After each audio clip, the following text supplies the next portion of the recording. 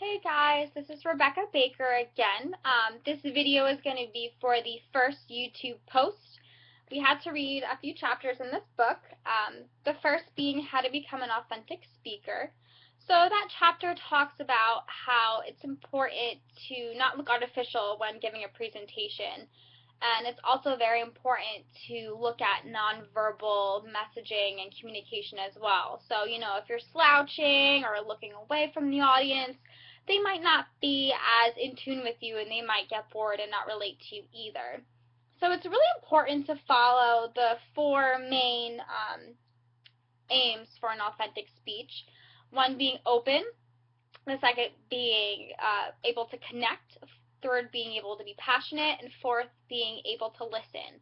So the first one, openness, relates to how you should kind of relate the audience to a friend or your family. So if you're trying to present for a speech and you need to practice, you should practice in front of a family or a friend. So this way, when you're giving that speech to the audience, you'll have a sense of openness and be able to connect with them as well, which brings me into my next point. You should be able to connect to the audience, maybe give them a story to try to relate to them, maybe ask them a question to see, where they're going and how you can relate to them as well. The third point for an authentic speech is to be very passionate about your topic. It's important to pick a topic and research about an issue quite thoroughly because you want to be able to be passionate about whatever you're speaking about. You don't want to seem bored because the audience is going to take those nonverbal cues and they're going to be bored as well. So you want to make sure you're very into your speech, that whatever you're passionate about, you want to grasp that audience's attention and make them want to know more. Which leads me into my fourth point about an authentic speech. You should make the audience listen. So maybe if they're, looking away or not paying attention, maybe on their phones, try to get them to listen. Maybe ask them a question, maybe change the subject, vary your language a little bit, just to get them more in tune. And back to the other points I was saying, you got to make sure they're as passionate about the subject as you are. You've got to connect to the audience, and you got to be open.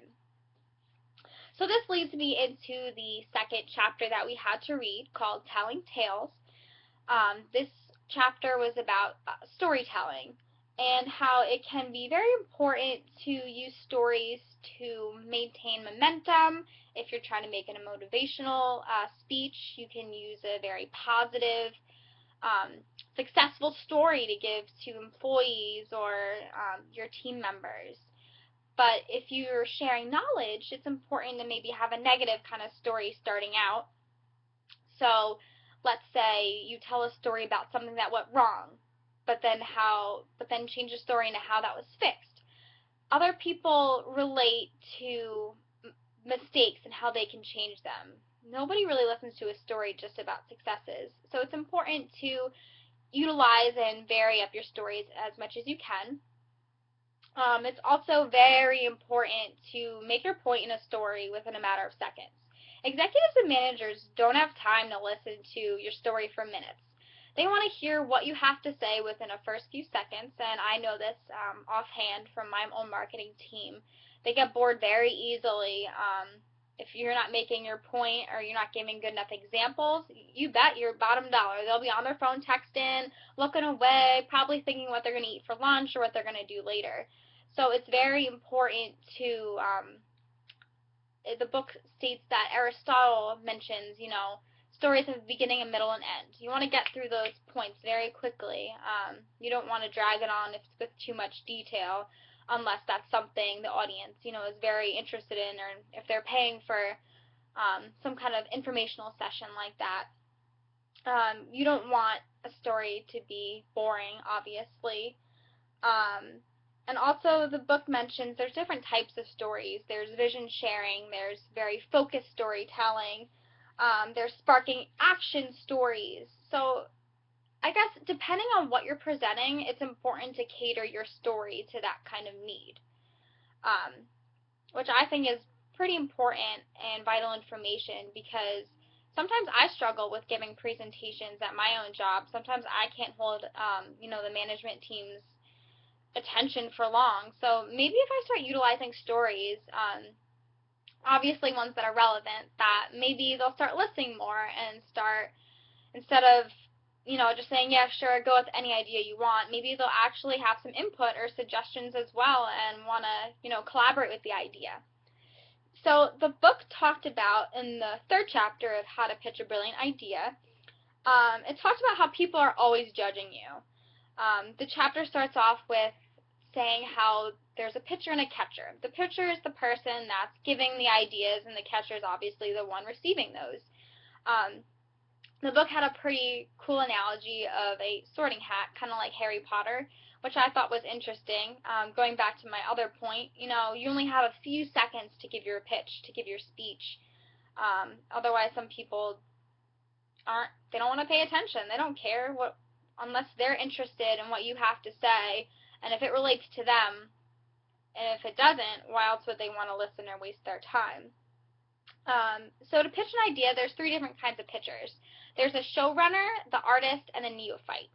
So the showrunner is the very enthusiastic, charismatic pitcher who's kind of a know-it-all. They know about the topic you're interested in, and what I thought was cool about showrunners is, besides being insightful, if they're pitching an idea to a catcher, they're more so likely to kind of reverse it and kind of connect the catcher and make the catcher kind of, go in with the pitch. So they'd be like, they kind of contribute to the pitcher's ideas, which I guess a lot of managers and executives do like.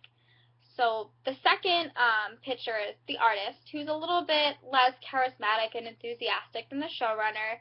They kind of just do their own thing. They're in the middle. Not really much else to say about them. But the neophyte is pretty interesting, I thought, out of the 3 of them. They are enthusiastic still. I would say they're more so young, ignorant, kind of like right out of college kids level. They just want to learn a lot, which I thought was really interesting, and it makes sense. A lot of executives and management, if they're looking for an idea or looking to hire somebody, they're going to want to put their 2 cents in there too. So if they can give somebody, a pitcher, all these suggestions and kind of work together and collaborate, they'll like that a lot more than, let's say, a showrunner who's more of a go-getter that wants to, do whatever they feel is right. So I thought that was pretty interesting. And it's also important to be wary of different kinds of pitchers. Catchers should be wary because some pitchers just say whatever they want to say, even if it's right or wrong. They might, do some research on your company to just seem like they know everything, but they really don't know your company, and in the end, their ideas could be wrong. For example, the book mentioned Coke wanted to be more like Pepsi, so they introduced this new Coke label, and consumers ended up hating it because they liked their old Coke, but, the people that pitched the idea thought it was great. So I guess pitching ideas, also storytelling, authentic speech giving, it really is all about trial and error, and it's important to learn from your mistakes, do research, and just have fun with it. So I definitely want to utilize everything I've read in these books so far in my own practices, and hopefully I can learn more in the next few chapters. Thank you.